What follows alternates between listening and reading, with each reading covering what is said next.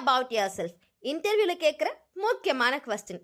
இதுக்கு எப்படி இம்ப்ரெசிவாக பதில் சொல்லலான்றதுக்கான 5 மெயின் பாயிண்ட்ஸ். ஃபர்ஸ்ட், ரெஸ்பான்சிபிளாக பேசுங்க.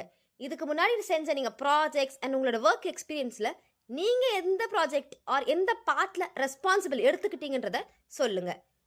பாயிண்ட் 2, உங்களுக்கு அந்த ரோல் புரிஞ்சிருக்கு, அந்த ஜாப் ரோலுக்கு தான் நீங்கள் வந்திருக்கீங்க, பிடிச்சி வந்திருக்கீங்கன்றதை அவங்களுக்கு சொல்லுங்கள். ஸோ எனக்கு சாஃப்ட்வேரில் இன்ட்ரெஸ்ட், இதுக்காக நான் இந்த ஸ்கில் டெவலப் பண்ணுறேன்னு அதை ரிலேட் பண்ணி பேசுங்க. பாயிண்ட் 3, ப்ரொஃபஷ்னலாக கம்யூனிகேட் பண்ணணும், கிளியர், ஷார்ட் அண்ட் ஸ்ட்ரக்சரோட. ஸோ உங்களுடைய டெல் மீ அபவுட் யுவர் செல்ஃபை ஃபர்ஸ்ட், நெக்ஸ்ட், ஃபைனலி இந்த 3 விஷயத்தை வச்சு ஸ்ட்ரக்சர் பண்ணுங்க. பாயிண்ட் 4, டாஸ்க்கை யோசிக்கிறீங்களா அதோட இம்பேக்ட் யோசிக்கிறீங்களா தான் பார்ப்பாங்க. ஸோ ஜஸ்ட் ஒர்க்கை பற்றி சொல்லாமல் அதில் உங்களுடைய கான்ட்ரிபியூஷன் என்ன, அவுட்கம் என்னவா இருந்துச்சுன்றதை சொல்லுங்கள்.